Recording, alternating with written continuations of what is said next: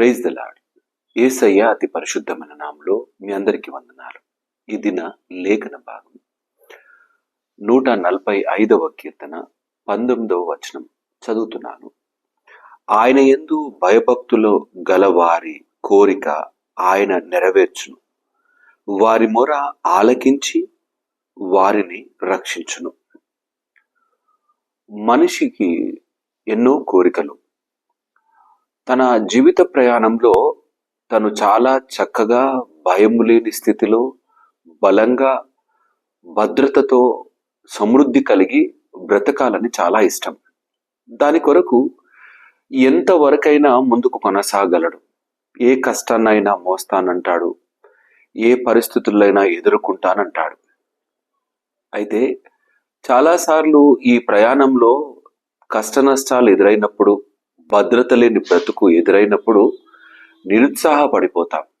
అయితే ఈ యొక్క ప్రయాణంలో దేవుని యందు భయభక్తులు కలిగిన వారుగా మనము నిలబడగలిగితే, మనము ప్రయాణం చేస్తున్న ఈ జీవితంలోని ప్రతి పనిలో, ప్రతి పరిస్థితులలో మనం విజయం పొందుకుంటాం. ఒకవేళ నీలో ఏ లోటుపాట్లున్నా వాటన్నిటినీ సరిచేయగలిగిన సమర్థత దేవునిలో ఎల్లవేళలా ఉంటుంది. మనం ఆయనలో నిలబడగలిగితే, ఆయన యందు భయభక్తులు కలిగిన వారికి కోరిక ఆయన నెరవేర్చును.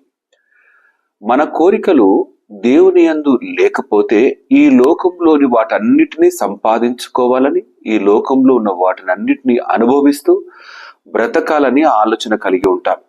కానీ దేవుని యందు భయభక్తులు కలిగిన వారముగా ఉంటే ఆయన చిత్తంలోని ఆలోచనలు నెరవేర్చే వారముగా ఉంటాం. ఆయన ఈ లోకంను ఏ విధంగా చూచాడో ఆ విధంగా అటు కనులు కలిగిన వారంగా మనం ఉంటాం.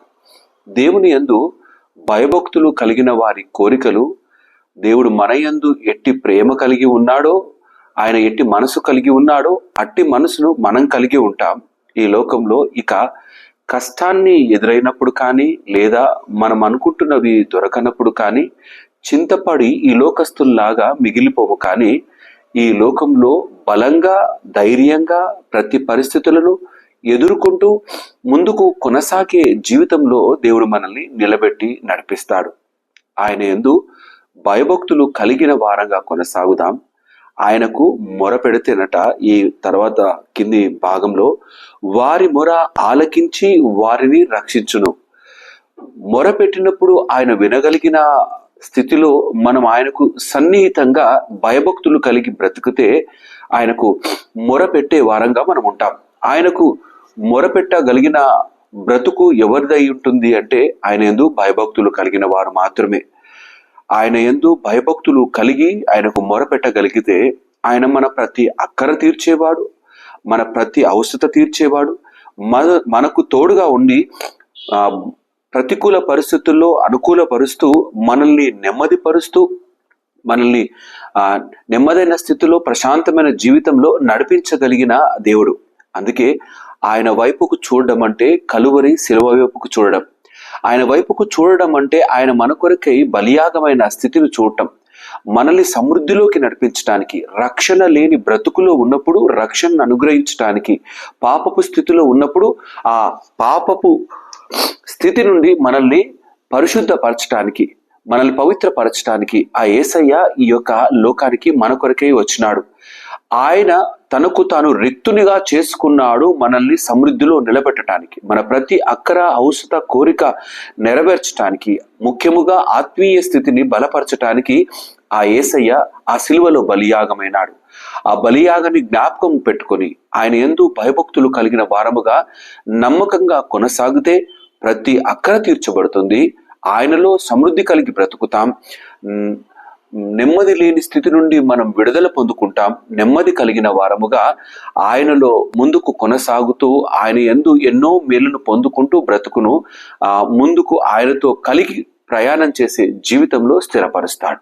దేవుడి మాటలు దీవించి ఆశీర్వదించునుగాక. ఆమేన్. తల వంచుదాం, ప్రార్థన చేసుకుందాం. మా ప్రియ యేసురాజా, మీకే స్తుతులు, వందనాలు. ఈ ఉదయకాలం కొరకే కృతజ్ఞతలు.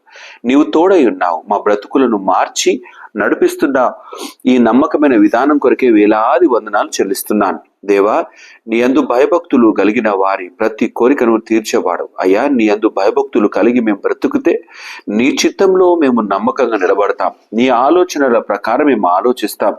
నాయన, అట్టి నమ్మకమైన జీవితంలో స్థిరపరిచి నడిపించమని ప్రార్థన చేస్తున్నాను. యేసయ్యా, నీకే వందనాలు. నీకు మొరపెడుతున్నప్పుడు మా యొక్క కష్టము తొలగించబడులాగున సహాయం దయచేయండి. ఈ దిన దీవెన ఆశీర్వాదాలతో ప్రతి కుటుంబాన్ని దీవించి ఆశీర్వదించని ప్రార్థన చేస్తూ స్తుతులు చెల్లిస్తూ యేసయ్య అతి పరిశుద్ధమైన నామమున అడిగి ప్రార్థించి వేడుకుంటున్నాము నా తండ్రి. ఆమేన్. దేవుడు మిమ్మల్ని అందరినీ దీవించి ఆశీర్వదించును గాక. ఆమేన్. అందరికీ ప్రైజ్ ది లార్డ్.